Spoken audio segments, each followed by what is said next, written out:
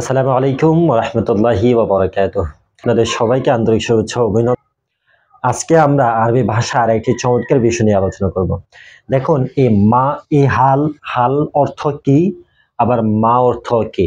এখন সবচেয়ে আশ্চর্যের বিষয় হচ্ছে যে এই দুইটি ক্ষেত্রে আমরা অনেকেই খুব এলোমেলো করে ফেলি যে কোন ক্ষেত্রে হালটা ব্যবহৃত হবে এবং কোন ক্ষেত্রে মাটা ব্যবহৃত হবে। আমরা খুব কনফিউশনে পড়ে যাই। এখন এই দুইটা বোঝা একেবারেই সহজ। আপনি যদি একটু মনোযোগ দেন, ক্লাসটা যদি প্রথম থেকে শেষ পর্যন্ত দেখেন না টেনে, মাত্র 2 মিনিটে আপনি বুঝে যাবেন ইনশাআল্লাহ। তবে হ্যাঁ, শর্ত হচ্ছে আপনার এই ক্লাসটা টানা যাবে না। দেখেন, এই হাল অর্থ কি, আবার মা অর্থ কি। এখন প্রশ্ন হচ্ছে হাল কখন ব্যবহৃত হবে, মা কখন ব্যবহৃত হবে। দেখেন, আমরা ইংরেজিতেও প্রশ্ন দুইভাবে করে থাকি। একটা হচ্ছে ডাব্লিউএস কোয়েশ্চন, একটা হচ্ছে সরাসরি অক্সিলারি ভার্ব দিয়ে আমরা প্রশ্নগুলো করে থাকি। যেমন অক্সিলারি ভার্ব দিয়ে আমরা কোন প্রশ্নগুলো করি? যে প্রশ্নের উত্তরে হ্যাঁ কিংবা না আসে, যে প্রশ্নের উত্তরে হ্যাঁ কিংবা না আসবে সেই প্রশ্নগুলো আমরা সরাসরি অক্সিলারি ভার্ব দিয়ে ব্যবহার করে থাকি।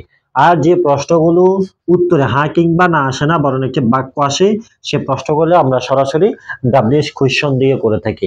এখন বিষয়টা হচ্ছে যে এই আরবিতেও যে প্রশ্নগুলোর উত্তরে হ্যাঁ কিংবা না আসবে সে প্রশ্নগুলো আমরা হাল দিয়ে করব।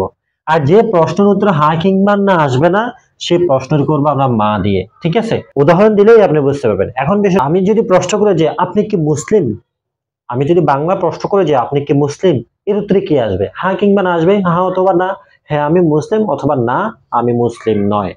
আমি যদি বলি আপনি আজকে কি ভাত খেয়েছেন, আপনি উত্তর দিবেন হ্যাঁ কিংবা না। আমি যদি আপনাকে বলি যে আপনি কি লিখতেছেন, অথবা আপনি কি করতেছেন, অথবা আপনি কোথায় যাচ্ছেন, এই যে প্রশ্নগুলো, এই প্রশ্নের উত্তরে কিন্তু আপনি হ্যাঁ কিংবা না বলবেন না। আপনি এই প্রশ্নের উত্তরে একটি বাক্য বলবেন। এই প্রশ্নগুলোর উত্তরে আপনি একটি বাক্যই বলবেন।